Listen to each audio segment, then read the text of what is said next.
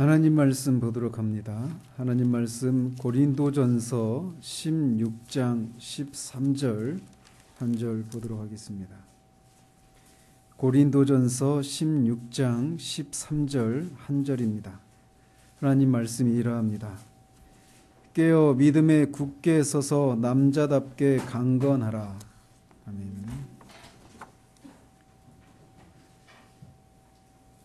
올해부터 신년 감사 예배 대신 1월 1일에 드리는 신년 감사 예배 대신 신년 감사 주일로 보내게 되었습니다. 그래서 우리가 첫 주일을 맞아서 이렇게 신년 감사 예배를 드리게 된 것을 인해 하나님 앞에 감사를 드립니다.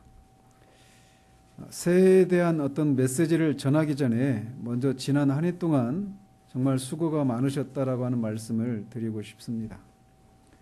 전 개인적으로 지난 한 해를 돌아보면서 감사한 일이 참 많았던 한 해였구나 라고 하는 생각들을 하게 되었습니다. 그러면서 감사한 마음을 가지고 올 한 해를 시작하면서 어떤 말씀으로 한 해를 시작할 것인가를 생각하다가 오늘 본문을 택하게 되었습니다. 제가 이 본문 말씀은 제가 작년 10월에 접했던 말씀입니다. 그러면서 그 말씀을 이렇게 읽으면서 이 본문을 읽으면서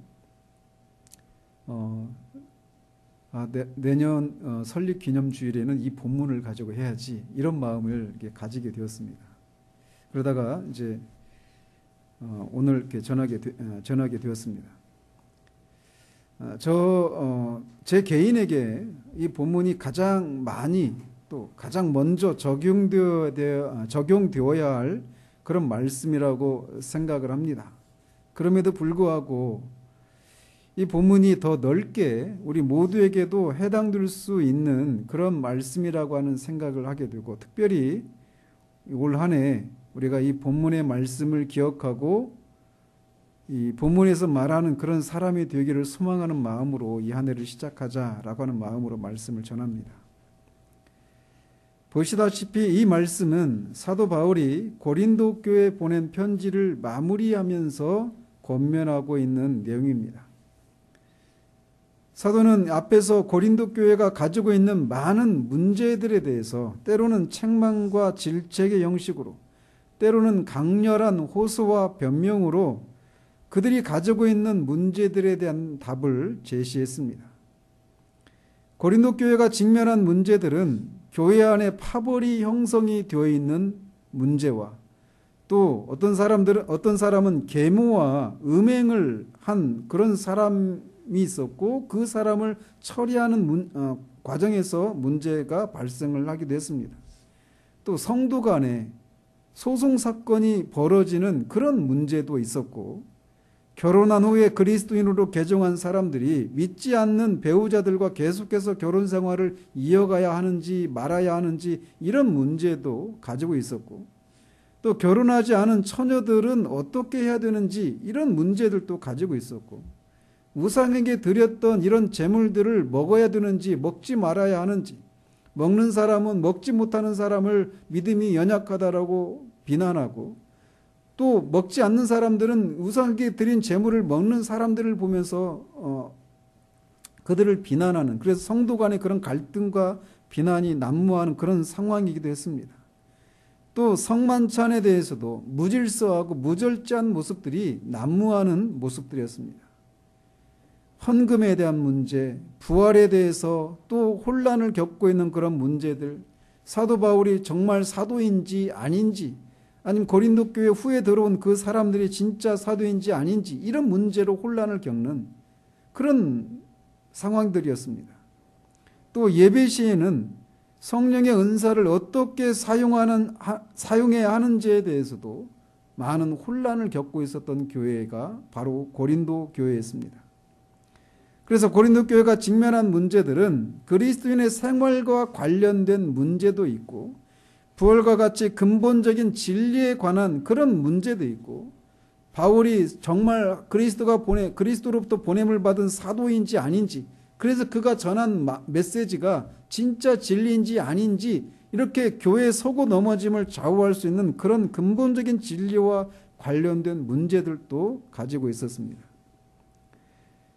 저는 고린도 교회의 이런 모습들을 보면서 목회적인 그런 입장에서 만약 우리 교회 안에 고린도 교회에서 벌어지고 있는 이런 문제들이 교회 안에 벌어지고 있다라면 정말 목회하기 정말 힘들겠구나, 이런 생각들을 하게 됩니다.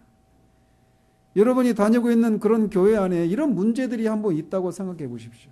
얼마나 고통스러울까요? 목회자만 힘든 것이 아니라 성도들 간에도 정말 말할 수 없는 고통이 따르게 될 거예요. 목사파, 장로파, 권사파, 집사파 이런 식으로 파벌이 나뉘고, 또 막 교회에서 예배 드릴 때도 정말 무질서하고 성만 차리며, 또 교인들 간에 서로 소송을 벌이고 있고, 또 어떤 가정에 그런 음행을 벌이는 그런 일들이 있고, 이런 것들이 한 교회 안에서 벌어지고 있다라면 정말 그 교회가 얼마나 그 교인들에게 큰 고통거리가 되겠는가라는 거죠. 고린도 교회는 바로 그런 교회들이었습니다.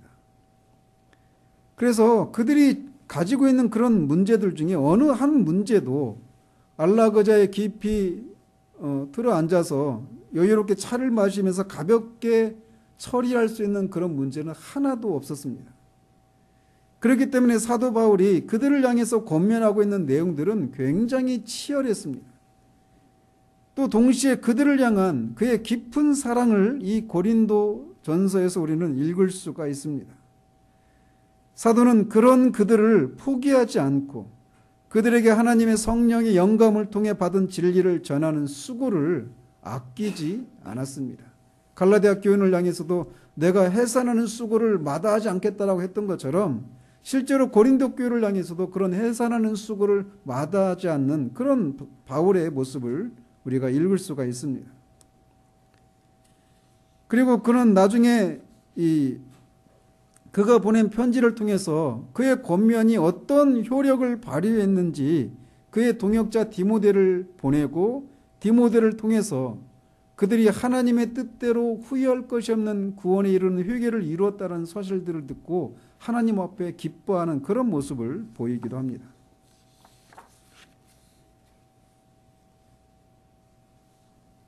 이렇게 그가 그렇게 문제가 많은 고린도 교회에게 치열하게, 또는 책망과 질책의 마음으로, 또는 사랑의 마음으로 그렇게 치열하게 권면을 하고, 그런 권면을 마치는 과정에서 이 권면을 하고 있는 거예요. 그러면서 그는 먼저 깨어있으라 라고 말을 합니다. 깨어있으라 라고 하는 말은 주로 군사적인 용어입니다. 그래서 부대에서 군인이 야간에 보초를 서면서 적의 동태를 관찰하는 그런 의무에서 나온 말이 깨어있으라 라고 하는 말입니다. 방금 말씀드린 대로 고린도 교회에는 많은 문제들이 있었습니다. 그런데 사도는 그런 문제들의 뒤에는 죄와 악한 영이라고 하는 적이 있다라고 하는 것을 전제하고 있기 때문에 고린도 교회가 그런 문제들에 휩쓸려 떠내려가지 않기 위해서는 야간에 적의 동태를 살피는 보초병이 그렇게 깨어서 보초를 서는 것 같은 그런 것처럼 영적으로 깨어 있어야 한다라고 말하고 있는 겁니다. 사도가 깨어 있으라고 하는 이 군사 용어를 사용하고 있는 이 사실에서 우리가 한 가지 알 수 있는 사실은, 이 땅을 지나는 그리스도인의 삶을 사도가 어떤 관점으로 바라보는가라고 하는 것을 우리에게 말해주고 있습니다. 즉 사도는 이 땅을 지나는 그리스도인의 삶은 전투를 해야만 하는 그런 삶이라고 하는 것을 말해주고 있는 거예요.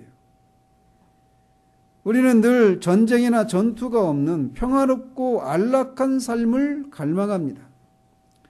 그런 삶을 갈망하는 것 자체는 악한 것이 아닙니다. 그러나 사도는 깨어있으라 라고 하는 이 군사 용어를 사용해서 권면하는 것을 통해 이 땅을 지나는 그리스도인의 삶은 적을 상대로 싸우기 위해서 깨어 있어야만 하는 전투적인 그런 삶을 살아야 한다라고 하는 것을 우리에게 말해주고 있어요. 그래서 우리 선조들은 이 땅에 있는 교회를 전투적인 교회라고 그렇게 명명했던 겁니다.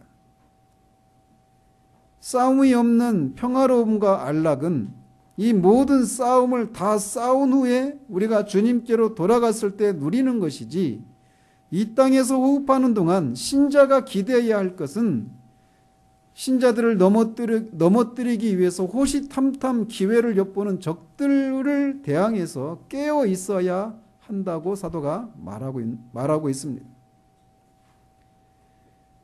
그렇다면 신자의 삶을 갉아먹고 그들을 실패로 이끄는 적들은 어떤 대상들일까요? 즉 신자들은 어떤 대상들을 향해서 깨어 있어야 할 필요가 있는 걸까요? 루터는 신자의 원수들은 죄와 육신과 세상과 사탄과 사망이라고 하는 적들이라고 말을 합니다. 그래서 우리는 이런 대상들을 향해서 깨어 있어야 해요. 먼저 우리는 죄에 대해서 깨어 있어야 합니다. 그래서 사도는 앞에 15장 34절에서 깨어 의를 행하고 죄를 짓지 말라라고 권면을 합니다. 신자가 깨어 있지 않으면 신자는 죄를 짓고 양심의 자유함을 잃어버리고 실패하게 되고 맙니다. 따라서 신자가 깨어 있어야 할 첫 번째 대상은 바로 우리 안에 있는 죄에 대해서 깨어 있어야 함을 우리가 기억해야 합니다. 사실 우리가 어느 정도 섰다고 생각할 바로 그때가 우리가 넘어질 때입니다. 성령의 인도하심을 통해서 우리 안에 어떤 죄들을 깨끗이 하는 일들에 성공한 후에 우리는 작은 성공에 취해서 자신은 다시는 그 죄에 대해 넘어지지 않을 것이라고 하는 생각을 우리도 모르게 은연중에 가지게 됩니다. 그러나 죄라고 하는 것은 한번 우리에게서 다루어짐을 받은 후에는 더 이상 우리에게 아무런 영향도 끼치지 않는 그런 식으로 죄가 우리에게 작용하지 않는다라고 하는 것을 기억해야 합니다. 분명히 전에는 우리가 죄를 한번 우리 안에서 다루어진 그런 문제라 하더라도 죄는 다시금 우리를 넘어뜨리기 위해서 호시탐탐 기회를 엿보고 있는 원수라고 하는 사실을 우리는 기억해야 합니다. 우리는 이것을 우리의 경험으로도 정말 자주 맛봅니다. 그래서 예전에는 아무 문제가 되지 않았던 것들조차 이제는 너무나 버겁고 이겨내지 못하는 그런 경우들을 우리는 우리의 삶을 통해 많이 경험하게 돼요. 그러므로 우리는 우리 안에 있는 죄에 대해서 늘 깨어 있어야만 합니다. 또한 우리는 우리의 육신에 대해서도 깨어 있어야 합니다. 우리가 육신을 입고 있는 한 우리 육신은 자진해서 우리가 하나님을 섬기고 하나님의 뜻에 순종하도록 돕는 일은 없음을 기억해야 합니다. 사도는 자신의 몸을 쳐서 복종하게 한다라고 말을 합니다.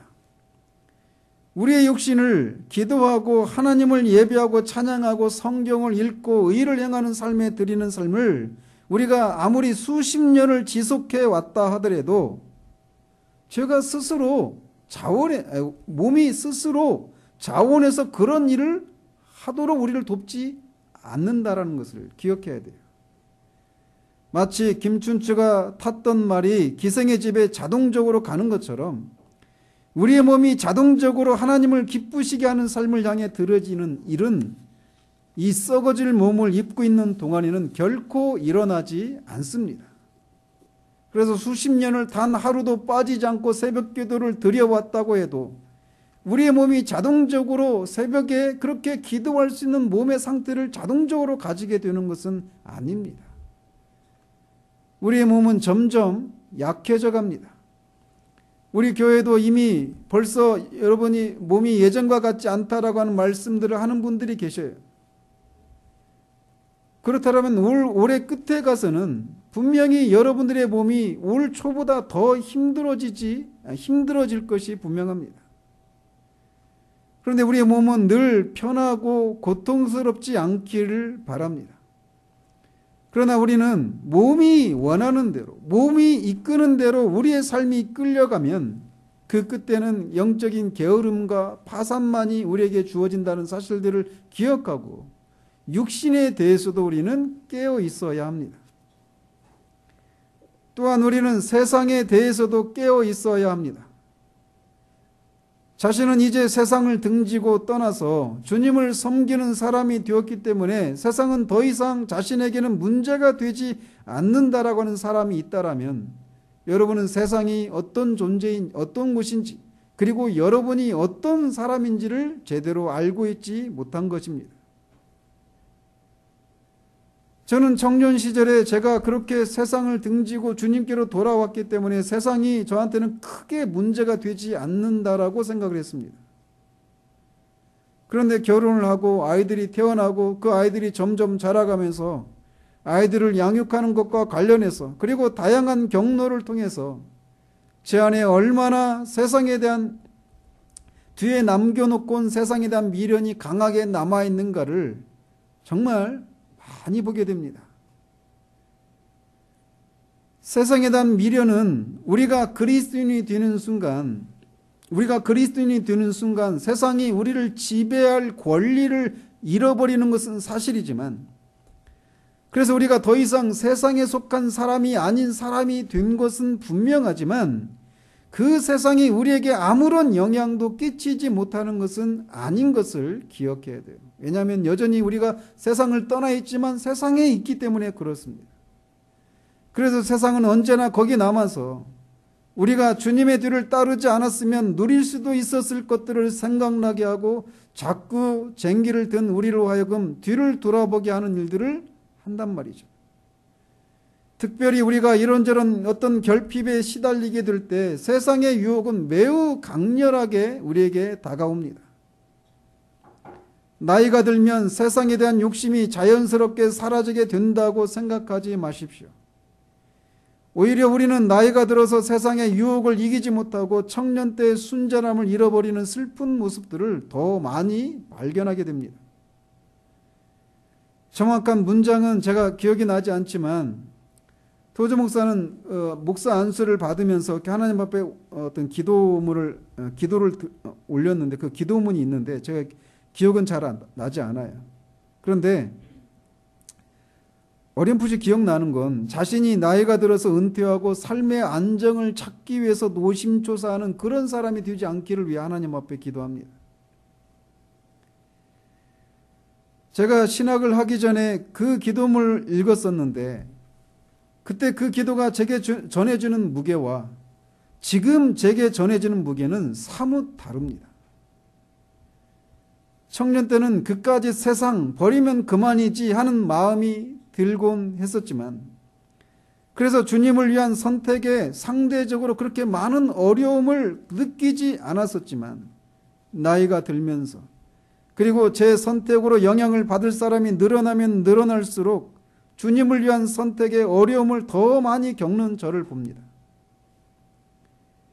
우리가 세상에 대해 껴있지 않는다면 우리는 우리도 모르게 세상이 던져주는 안락함에 함몰되어서 순례길에서 벗어나 있는 우리의 모습을 발견하게 될 것입니다.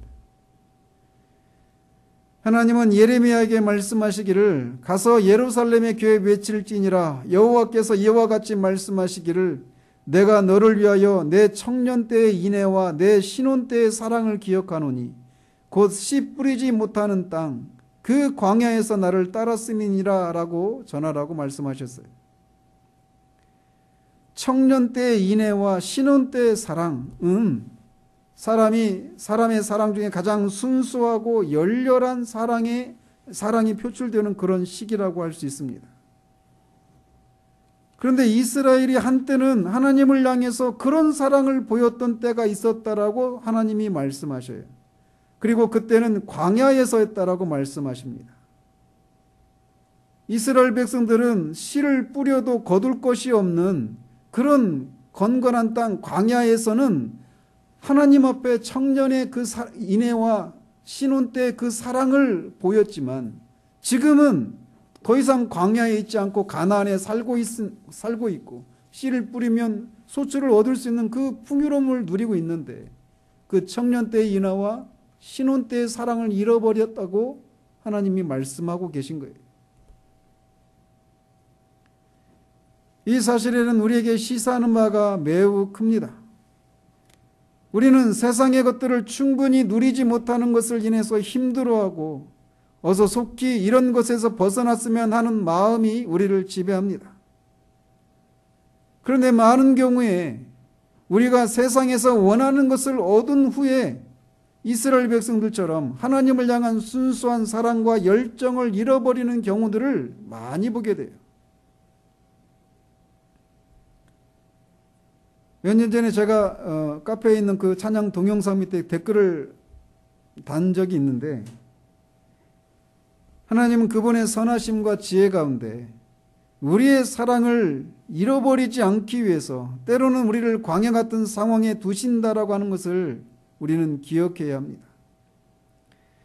에덴 동산에 찾아온 사탄이 하나님이 인색하신 분인 것처럼 하와에게 거짓말을 늘어놓았던 것처럼 세상도 마치 늘 우리에게 다가와서 하나님의 사랑을 우리로 하여금 의심하게 하고 그분이 우리에게 인색하신 분인 것처럼 우리를 공격합니다.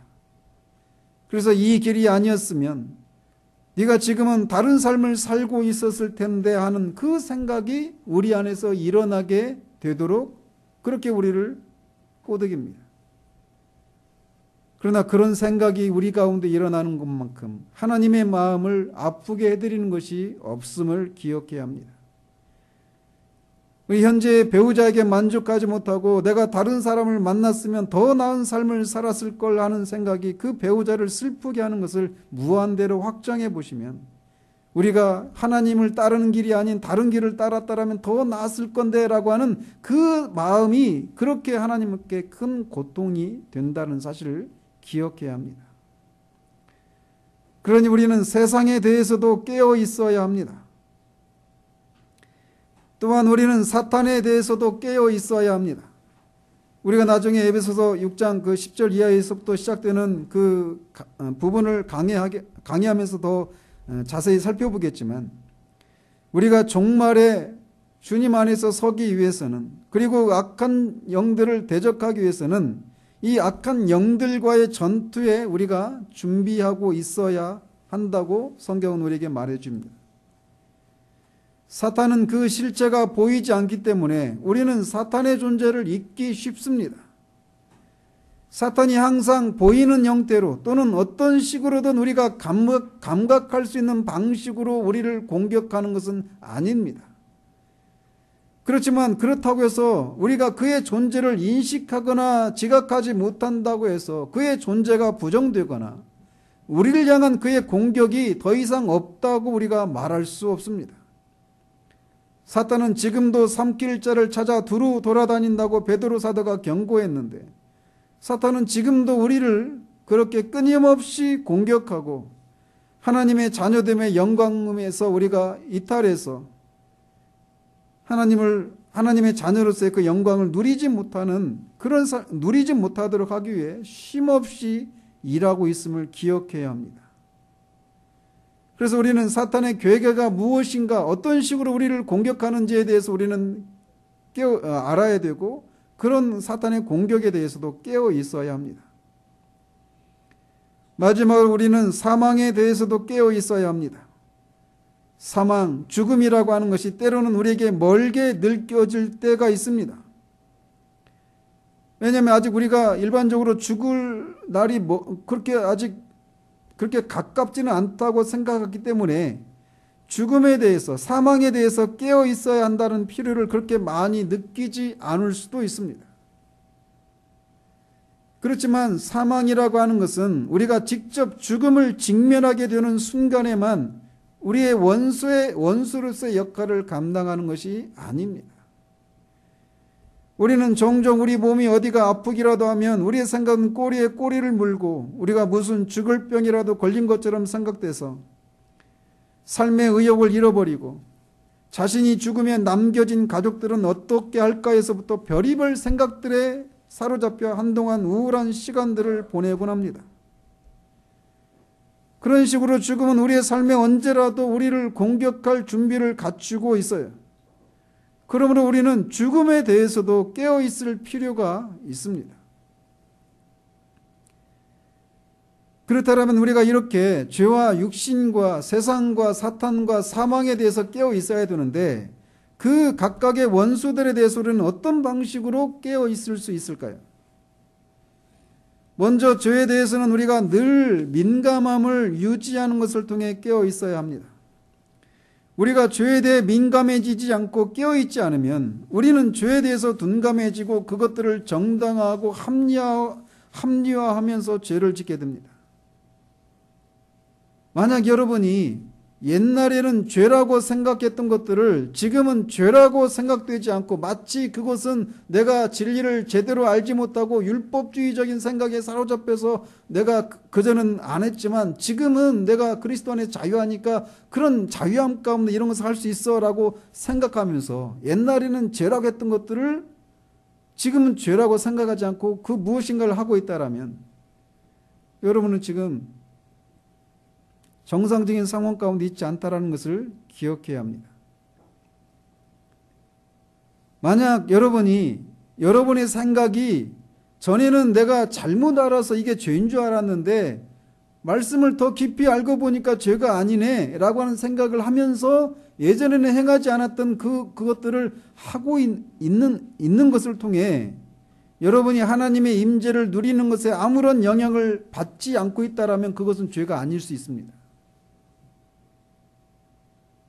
그러나 만약 여러분이 예전에는 죄가 아니라고 했지만 내가 더 깊은 진리를 깨닫고 보니까 이런 정도는 해도 죄가 아니네 라고 하면서 그렇게 하고 있는데 그것이 하나님의 임재를 여러분에게서 빼앗아가고 있다면 그것은 죄입니다. 따라서 여러분은 더 이상 여러분 안에서 그것들을 죄가 아니다라고 정당화시키고 합리화시키려는 노력들을 멈추고 그 죄에 대해 단호해져야 합니다. 따라서 죄에 대해 깨어있기 위해서 우리는 하나님의 임재를 누리고 그것을 잃어버리는 것이 가장 큰 손실이라고 하는 생각을 가져야 합니다. 하나님의 임재를 현재적으로 누리는 것, 이것이 없다면 우리는 지금 당장은 어떤 겉으로 드러나는 죄를 범하고 있지 않을지 모르지만 죄를 짓는 것은 순간입니다. 아무리 겉으로 드러나는 죄를 짓지 않고 있고 여전히 그리스도인의 삶의 표지들을 유지하고 있고 은혜의 방편들을 누리고 있다고 해도 만약 그런 것들 속에서 여러분이 하나님의 사랑과 임재와 인도하심을 현재적으로 느끼고 있지 않다면 여러분의 영혼이 지금 비상상태에 있다라고 하는 것을 생각해야 합니다.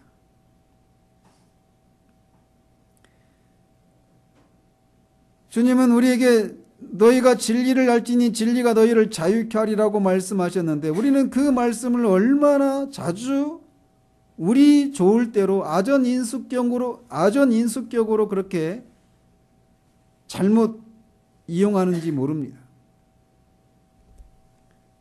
그래서 지금 당장 하나님의 임재가 우리에게서 하나님의 얼굴을 하나님이 거두어 가시기도 하시지만 때로는 하나님이 그런 일들을 하시기도 하시지만 언젠가는 하나님이 다시 돌아오신다라고 말하면서 그런 교리를 적용하면서 그래서 현재적으로 하나님의 임재를 누리지 못하고 있는데도 기도나 성경을 읽거나 예배를 드릴 때 또 찬양을 할 때도 하나님의 마음을 현재적으로 인식하고 누리지 못하고 있는데도 영적인 관성의 법칙을 따라서 기계적으로 은혜의 방편을 사용하는 것에서 안도하고 있다면 벌써 그런 생각이 잘못된 신호라고 하는 것을 단호하게 인정하고 하나님의 임재를 다시금 느낄 수 있도록 하던 일을 멈춰야 합니다. 광야를 지날 때 모세가 법궤가 쉴 때마다 여호와여 이스라엘 종족들에게로 돌아오소서라고 외쳤던 것처럼 우리는 비록 기도도 하고 있고 성경도 읽고 있고 예배도 드리고 있고 그리스도인의 어떤 삶을 유지하고 있고 은혜의 방편들을 사용하고 있지만 그런 것들 속에서 현재적으로 하나님의 임재를 누리고 있지 못하다라면 정말 금식을 하면서라도 우리는 다시금 하나님이 우리에게 하나님의 얼굴을 비춰주시기를 구하며 특별한 기도로 하나님 앞에 나아가야 하는 거예요. 하나님의 임재를 늘 유지하는 것, 그것이 바로 죄에 대해 깨어있는 적극적인 방법입니다. 육신에 대해서도 마찬가지입니다. 우리는 육신에 대해서 육신이 요구하는 대로 살지 않기 위해서는 우리가 그리스도의 핏값으로 사심받은 사람들이라는 사실들을 늘 기억해야 합니다. 우리가 진정으로 구원받은 사람이라면 사나 죽으나 우리는 주님의 것임을 늘 기억해야 합니다. 우리의 생명과 우리가 가진 시간과 우리에게 주어진 모든 것들이 주님이 잠시 우리가 이 땅을 지나면서 주님의 영광을 드러내고 반영하는 삶을 살며 우리의 삶을 누리도록 주신 것들인 것을 기억해야 합니다. 그 중에 우리의 몸도 포함되는 것은 당연합니다. 우리의 몸은 늘 눕고 싶고 더 편하고 싶고 쉬고 싶어 합니다. 몸은 늘 어떤 쾌락을, 즐거움들을 요구합니다.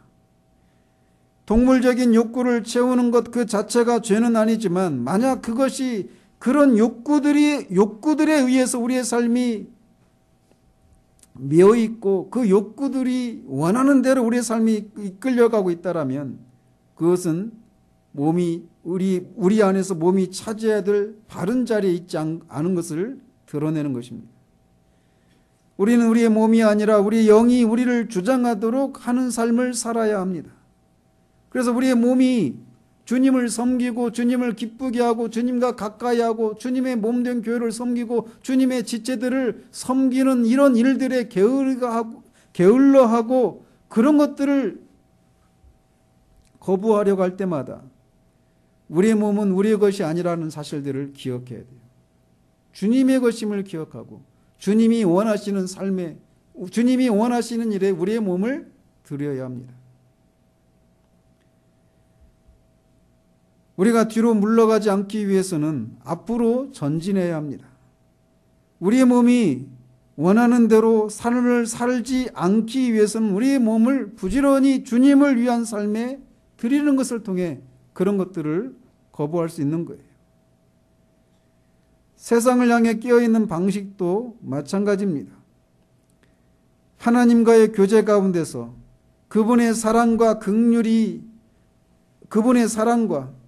여겨주시는 은혜를 현재적으로 누리게 될 때 우리는 세상에서의 결핍이 크게 다가오지 않는 것을 보게 됩니다. 우리 눈앞에는 분명 이런저런 결핍이 있지만 그것이 우리를 침체로 이끌지 않을 수 있는 것은 시편 기자처럼 하나님의 집에 거하면서 하나님과의 교제를 누리는 것이 너무 좋기 때문에 자신은 하나님의 집에 문지기로 있는 것이 더 좋다라고 말했던 그런 인식들이 우리 가운데 있어야 되는 거예요.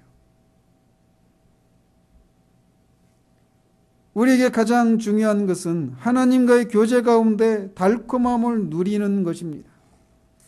의무적으로 읽어야 할 분량의 성경을 읽고 있고 정한 시간만큼의 기도를 하고 있어도 그 속에서 정말 살아계신 하나님과 생명적인 교제를 누리지 못한다면 우리 영혼은 매우 심각한 상황 가운데 있다는 사실을 기억해야 합니다. 사망에 대해서도 우리는 마찬가지입니다. 앞에서도 말씀드린 것처럼 우리는 종종 그렇게 어떤 우리 몸이 불편해지고 그러면 그렇게 곧장 죽음과 연결시키고 죽음 이후에 남겨진 그런 삶에 대한 염려들로 우리가 한 걸음도 앞으로 나가지 못하고 침체 가운데 있게 될 수 있어요. 그럴 때마다 우리는 기억해야 돼요. 설령 정말 그것이 우리를 죽음에 이르게 하는, 육체적인 죽음에 이르게 하는 어떤 병이라 하더라도, 그리고 우리가 정말 죽게 된다 하더라도 죽음 이후에 우리의 삶이 끝이 아니라는 사실들을 기억하고 우리가 죽은 이후에라도 남겨진 가족들을 향해서 주님이 돌아보신다는 생각들을 붙들어야 합니다. 주님은 우리의 삶을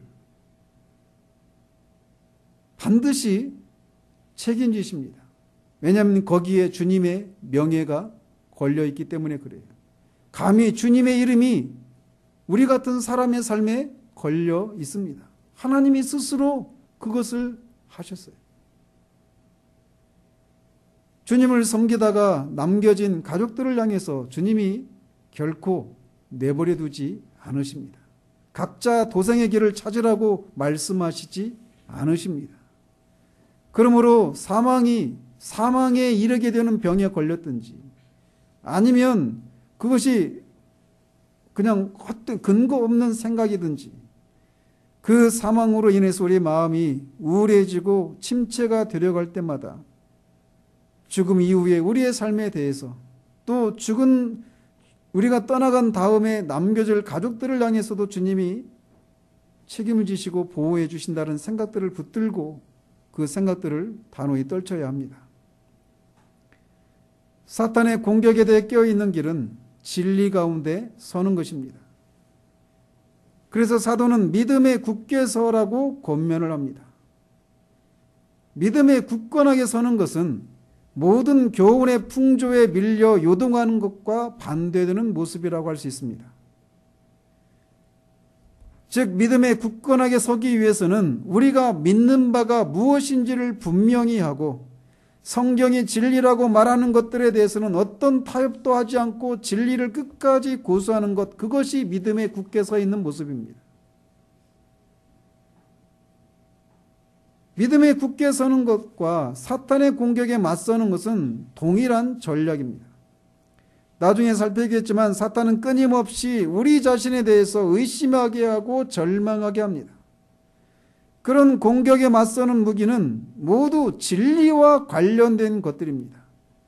즉 하나님의 말씀인 성경이 말하는 진리를 가지고 사탄이 하는 말이 거짓이라고 하는 것을 분별하고 진리로 방어하고 또 그 진리로 공격하는 것이 사탄을 물리치는 그런 전략인 거예요. 따라서 한 사람이 견고해지기 위해서는 인간적인 끈기와 굳건함만으로 되는 것이 아니라는 사실을 기억해야 합니다. 견고해지기 위해서는 말씀에 대한 지식이 견고하고 풍성해야 합니다. 그러나 여기서 말하는 말씀에 대한 지식이라고 하는 것은 단지 정보로서의 지식, 체계적인 지식을 소유하는 것만 말씀드리는 것이 아닙니다. 물론 우리는 이런 것들도 절대적으로 필요하지만 그것만으로는 충분하지 않습니다. 이것은 마치 엑스칼리버라고 하는 세상에 둘도 없는 명검이 정말 명검인 것은 사실이지만 그 명검을 휘두를 수 있는 힘이 없다라면 그 명검이 아무런 소용이 없는 것과 마찬가지입니다.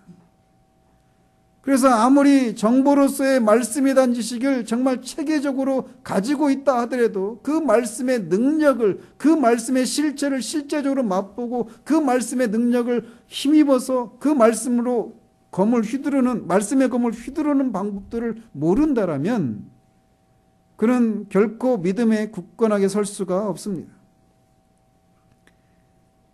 그래서 믿음에 견고해지기 위해서는 그 말씀의 능력을 맛보는 일이 필요합니다. 히브리서 기자는 이렇게 말합니다. 이는 젖을 먹는 자마다 어린아이니 의의 말씀을 경험하지 못한 자요 단단한 음식은 장성한 자의 것이니 그들은 지각을 사용함으로 연단을 받아 선악을 분별하는 자들이니라 라고 말합니다. 즉 장성한 자, 믿음의 견고한 자라고도 할 수 있는데 그 장성한 자들은 의의 말씀을 경험한 사람이라고 말을 하고 있어요. 의의 말씀을 경험한다라고 하는 것은 성령의 인도하심과 깨닫게 하시는 것을 통해서 그 말씀이 무엇을 의미하는지 지적으로만이 아니라 삶의 연단을 통해 경험하는 것을 말합니다. 성령의 연단을 통해 말씀의 능력을 경험한 사람은 자신에 대해서 뿐만 아니라 다른 사람을 도울 수 있고 그들을 말씀으로 인도할 때 크고 작은 열매를 맺게 됩니다. 성령의 연단을 통해 말씀의 능력을 경험한 사람이 하는 말은 그런 것이 없이 단지 지적으로 정리된 사람이 하는 말과는 다른 권위와 능력을 드러냅니다. 이는 마치 변호사와 증인과의 차이와 같다고 할 수 있습니다. 이것은 단지 말씀을 가지고 얼마나 확신에 차서 말을 하느냐 그렇지 않느냐의 차이가 아닙니다. 성령의 연단을 통해 말씀의 능력을 경험한 사람들은 아주 조근조근 말한다 할지라도 거기에는 권위가 있고 능력이 있습니다. 그러나 성령의 연단을 통해 말씀의 능력을, 의의 말씀을 경험하지 못한 사람들은 아무리 확신 있게 말씀을 전한다 하더라도 거기에는 어떤 권위나 능력도 없고 열매도 맺히지 못합니다. 그러므로 우리는 이 한 해에 말씀의 능력을 맛보기를 힘써야 합니다.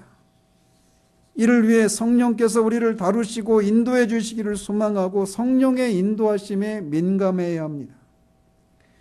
물론 이 일은 올 한 해만 해야 할 일은 아니지만 특별히 이것을 유념해서 이 한 해를 지나기를 바랍니다. 이건지 저건지 흔들리고 요동하는 사람과 달리 겉으로 보여지는 모습은 우리가 바라는 것과 정반대의 모습으로 비춰질 그런 상황 가운데서도 하나님이 약속하신 것들에 대한 믿음을 견고하게 하고 흔들리지 않아야 합니다. 감정에 의해 사는 것이 아니라 진리를 따라 판단하고 살아야 해요. 성령께서는 얼마나 지혜로우신지 우리를 다루실 때 한 가지를 깨닫게 하시는 것을 통해 그와 유사한 것들에도 적용할 수 있도록 어떤 큰 원리들을 제공해 주시는 방식을 통해 우리를 다루십니다. 그래서 삶을 전체적으로 조망하고 큰 원리 안에서 구체적인 삶의 전략들을 도출해내는 지혜로운 사람으로 우리를 빚어가십니다. 우리 안에는 지혜와 진리의 영이신 성령께서 계십니다. 그분이 우리를 인도하시고 그분이 우리의 삶을 이끌어 가실 때 거기에 우리가 순종해 나갈 때 어떤 열매들이 맺힐까요? 마지막으로 사도는 남자답게 강건하라고 권면합니다. 남자답게 강건하라라고 한 이 권면은 비단 남자들에게만 권면하고 있는 것이 아닙니다. 사도는 지금 고린도 교회에게 이 편지를 보내고 있습니다. 그래서 앞에서는 여자들에 해당되는 권면들도 했습니다. 따라서 남자답게 강건하라라고 한 이 권면은 여자들에게도 해당이 되는 것은 당연한 것입니다. 여기서 남자다워라라고 하는 말은 육체적으로 강해져라라고 하는 말이 아닌 것이 분명합니다. 여기서 말하는 남자다워라라고 하는 것은 남자다운 성품을 의미합니다. 우리 시대는 벌써 남자답다, 여자답다라고 하는 말을 거부하는 시대인지라 남자다워라라고 하는 말을 거부하려고 하는 사람들도 있습니다. 그렇지만 시대가 바뀌어도 하나님의 창조 질서 안에서 각자에게 주신 독특한 그런 자질들과 성품들까지 변하는 것은 아닙니다. 그래서 전에도 예배소서에서 아내와 남편의 의무에 대해서 말씀드리면서 언급했지만 남녀 간의 가치의 평등은 인정해야 하지만 남자와 여자의 어떤 기능과 역할까지도 평등하다, 동등하다라고 하는 것은 성경적인 창조 질서에서 벗어난다라고 말씀드렸습니다. 하나님은 그분의 선하신 뜻 가운데 우리 모든 사람들의 기질과 재능과 성품을 모두 차이가 있게 빚으셨습니다. 그래서 어떤 사람은 다른 사람보다 더 많은 재능을, 능력을 가질 수도 있고 그렇지 않을 수도 있는 거예요. 그래서 달란트 비유에 있는 것처럼 5달란트, 2달란트, 1달란트 각자의 분량에 맞게 주인이 원하는 대로 그렇게 주시는 것입니다. 따라서 모든 사람은 평등해야 한다라고 하는 것을 가치의 평등이 아니라 기능과 역할의 평등으로 오해해서 모든 사람들은 똑같이 받아야 된다. 부자나 가난한 자가 없어야 된다라고 하는 이런 공산주의적인 것은 성경적인 것이 아닌 것이죠. 따라서 남자와 여자도 각각 창조의 질서를 따라 남자답고 여자다움이 있는 겁니다. 사도가 여기서 남자다워라 라고 말하는 것은 두려움이 없이 용기 있게 행동하라고 하는 말입니다. 우리는 모든 역경과 싸우고 모든 반대를 견디고 일시적인 패배를 견디기 위해서 남자다워야 합니다. 조금만 어려움이 닥쳐도 금방 실망하고 한 걸음도 나아가지 못하면서 뒤로 물러서거나 타협해버리는 모습을 보여서는 안 되는 거예요. 힘들 때 힘들어하는 것은 아무나 할 수 있습니다. 힘들 때 힘들어하기 위해서 우리가 특별한 재능을 요구할 것이 아무것도 없습니다. 낙심이 되고 염려가 들 때 슬퍼하고 손을 늘어뜨리고 가던 길을 멈추기 위해서 특별한 능력이 요구되는 것이 아닙니다. 그렇게 하려고 하면 아무런 수고도 없이 언제라도 우리는 그렇게 할 수 있습니다. 그렇지만 상황이 우리가 원하는 것과 반대로 전개될 때, 그래서 낙심이 되고 염려가 들 때 요동하지 않고 믿음에 굳건하게 서서 강건하기 위해서는 특별한 용기와 능력이 요구됩니다. 우리 모든 그리스도인은 군사와 같이 되어야 합니다. 물론 처음부터 그렇게 군사로 출발하는 것은 아닙니다. 우리는 모두 영적인 어린아이의 상태로 출발을 합니다. 그가 비록 어른이 되어서 예수 그리스도를 믿고 구원을 받았다 하더라도 그런 영적인 차원에서는 어린아이로부터 출발을 하는 겁니다. 영적인 세계에서는 육신적인 경륜과 지혜와 능력은 아무 소용이 없습니다. 우리의 싸움은 혈과 육에 있는 것이 아니라 혈과 육을 향해서 싸우는 것도 아니고 육신의 무기로 싸우는 것도 아니기 때문에 그렇습니다.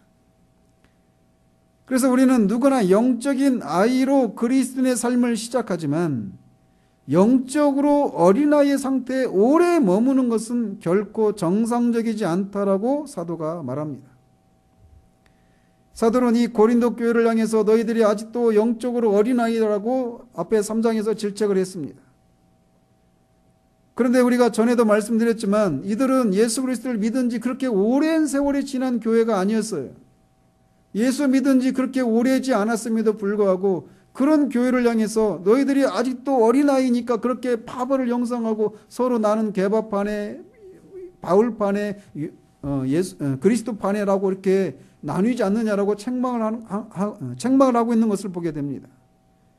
즉 사도는 한 사람이 그리스도인이 되어서 어린아이 상태에서 더 장성한 그리스도인이 되는 데는 오랜 세월이 걸려야 된다라고 하는 생각을 가지고 있지 않은 거예요. 이 사실은 우리가 오늘날 우리 그리스도인이라고 하는 사람들이 얼마나 지금 성경에서 말하는 것과 많이 차이가 있는 그런 가난함을 살아가고 있는지를 이런 것을 통해서 우리는 단적으로 알 수가 있는 거죠. 그래서 우리는 모든 그리스도인들은 영적으로 어린아이의 상태로 출발하지만 항상 거기에 머물러서는 안 돼요. 오랜 시간이 지나지 않아서 우리는 군사와 같이 장성한 사람으로 서야 합니다. 한번 생각을 해보십시오. 전쟁터에 나간 군인이 포탄이 날아들고 적들이 쳐들어올 때 한쪽에 몸을 웅크리고 앉아서 울면서 패닉에 빠져서 어쩔 수 없어 하는 모습을 상상해 보십시오. 한 가정의 가장이 조금만 어려움이 있을 때마다 낙심하고 술로 어려움을 회피하고 가장의 의무를 다하지 않고 피해버린다라면 그 가정이 온전히 설 수 있겠습니까? 마찬가지로 하나님 나라의 군사로 부르심을 받은 우리가 조그만 역경에, 일시적인 실패에, 또 여러 반대에 부딪혔을 때 포기하고 좌절해 버린다면 누가 하나님의 나라를 지킬 수 있겠습니까? 그러므로 우리는 여러 역경과 반대와 실패에 부딪혔을 때 각자가 하나님 나라의 군사로 부르심을 받은 사람이라는 인식을 가지고 남자답게 강건해야 합니다. 이 말은 아파도 안 아픈 척 하라는 말이 아닙니다. 이 사실을 기억해야 한다고 말씀을 드리는 거예요. 뭐냐? 민수기 13장에 보면 가나안 땅에 12명의 정탐꾼이 들어가지만 갈렙과 여호수아를 제외한 10명의 정탐꾼들은 그 땅이 비록 비옥한 땅이지만 거기에 사는 사람들은, 아낙 사람들은 정말 거인들이고 우리는 그 앞에 메뚜기 같은 사람들이다. 우리는 절대로 그 땅을 얻을 수 없다라고 말하면서 슬피 울었을 때, 그들이 낙심하고 그렇게 좌절하고 슬피 울었을 때 단지 그 10명만 그렇게 한 것이 아니라 그 10명이 200만이 넘는 온 이스라엘 사람들이 밤새 울게 만드는 그런 파급 효과가 있었던 것을 기억해야 한다라는 거예요. 두려움과 낙심은 그렇게 누룩처럼 번져갑니다. 따라서 특별히 어떤 이 다른 사람을 이끌어가야 될 그런 위치에 있는 사람들은 더욱더 이 사실을 기억해야 합니다. 남자답고 강건해지는 이 길은 천성적인 성품과는 아무런 상관이 없습니다. 우리의 천성은 절대로 바뀌지 않습니다. 따라서 그것을 바꾸려고 시도하지 마십시오.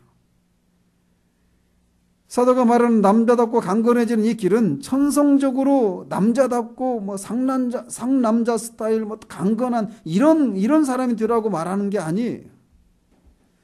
남자답게 강건해지는 이 길은 굉장히 역설적입니다. 사도 바울은 남자답게 강건하라고 말한 이 사도 바울은 고린도후서 12장에서 내가 약할 때 강해진다라고 하는 역설을 말합니다. 즉 우리의 천성적인 능력으로 우리가 남자답고 강건해지는 것이 아니라 우리 안에 계신 성령의 능력을 힘입을 때 우리가 강해진다라는 거예요. 천성적으로는 남자답지 못하고 소심하고 강건한 그런 성격의 소유자가 아닌 사람이라 할지라도 그가 정말 성령의 능력을 힘입으면 천성적으로 강인한 사람이 해낼 수 없는 그런 삶을 살아낼 수 있는 것이 우리 그리스도인이라는 겁니다. 그러므로 우리가 연약하여 낙심이 들 때마다 역설적이게도 그때가 우리가 강건해질 수 있는 기회라고 하는 것을 기억하십시다. 이것이 가능한 것은 우리의 연약함을 정직하게 주님 앞에 인정하고 주님께 나아가 주님의 도우심을 구할 때 그렇게 될 수 있는 겁니다. 이것은 우리 그리스도인만이 가지고 있는 특권입니다. 온갖 역경과 반대와 실패 앞에서 금방이라도 쓰러질 듯이 보이는 사람이 그렇게 되기는커녕 본인도 놀라는 강건함을 드러낼 수 있는 힘은 우리 안에 계시는 성령의 능력을 힘입을 때 가능한 것입니다. 역설적이게도 하나님 앞에서 많이 우는 사람은 역경과 반대와 실패 앞에서 강건해집니다. 사람 앞에서 우는 사람은 절대로 역경과 반대와 실패 앞에서 강건해질 수 없습니다. 그러나 하나님 앞에서 자신의 연약함을 정직하게 인정하고 어떻게 하든지 자신의 삶을 통해서 주님의 어떠하심이 드러나기를 소망하며 주님의 도우심을 구하는 그 사람이 강건해질 수 있어요. 따라서 우리는 이 안에 정말 우리는 분명히 많은 역경이 우리 앞에 기다리고 있을 것입니다. 그리고 때로는 우리를 반대하는 사람들을 우리가 만날 수도 있고 우리는 어떤 크고 작은 실패들을 우리가 직면하게 될 것입니다. 그러나 그런 속에서 우리는 남자답게 강건해져야 해요. 그 길은 말씀드린 것처럼 우리의 연약함을 주님 앞에 정직하게 고하고 하나님의 도우심을 구하는 그런 살아있는 기도 생활을 통해 주어지는 성령의 능력을 힘입어서 그렇게 될 수 있다는 사실을 기억하십시다. 단지 정해진 그리스도인의 삶의 방식을 따르고 배운 교리를 붙들고만 살 때 우리는 오히려 연약함을 드러냅니다.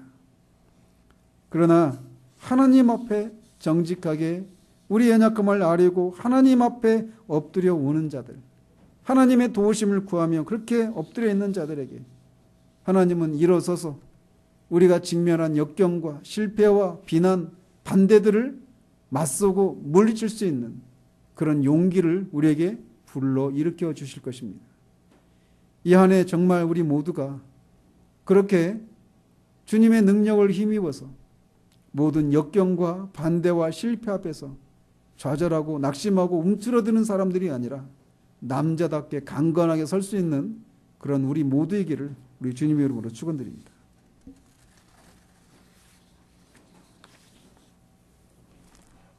기도하겠습니다. 하나님 아버지, 주님의 은혜로 지난 한 해를 보내고 이렇게 2020년 새해를 우리에게 허락해 주신 은혜를 인하여 감사를 드립니다. 오늘 우리가 살고 있는 이 현재는 과거에 누군가가 그렇게 누리기를 원했던 미래였음을 기억할 수 있도록 도우시옵소서. 아무것도 우리에게 그냥 당연히 주어지는 것은 아무것도 없음을 우리가 기억하고 오늘 우리에게 주어진 날들을 소중하게 생각하고 오늘이라고 하는 날 동안 하나님이 우리에게 원하시는 삶을 우리가 살아가는 우리들 될 수 있도록 도우시옵소서. 그렇게 살아갈 때 우리는 분명히 많은 역경과 반대와 실패를 경험하게 될 것입니다. 그럴 때마다 우리가 그 앞에서 낙심하고 좌절하고 한쪽에 웅크리고 앉아서 눈물을 찔찔 짜며 그렇게 지내는 우리들 되지 않기를 원합니다. 그럴 때마다 우리가 우리 연약함을 정직하게 주님 앞에 아뢰고 주님 앞에 엎드려 울며 주님의 도우심을 구하고 도우시는 주님의 능력을 힘입어서 우리가 직면한 역경과 반대와 실패들을 맞서고 이겨나가는, 그래서 남자답고 강건한 모습으로 그런 삶을 살아가는 우리 모두 될 수 있도록 주님 도우시옵소서. 정말 우리가 어린아이 때 그런 모습들을 이제는 버리게 하시고 더 견고하게 서서 그렇게 강건한 모습으로 우리의 삶을 헤쳐나가는 것을 통해 우리를 지켜보는 사람들로 하여금 그런 삶의 비결이 무엇인지를 묻고 그들도 우리가 섬기는 주님을 믿고 따르는 그런 일들이 우리의 그런 삶을 통해 증거되는 한 해가 될 수 있도록 도우시기를 원합니다. 예수 그리스도 이름으로 기도합니다. 아멘.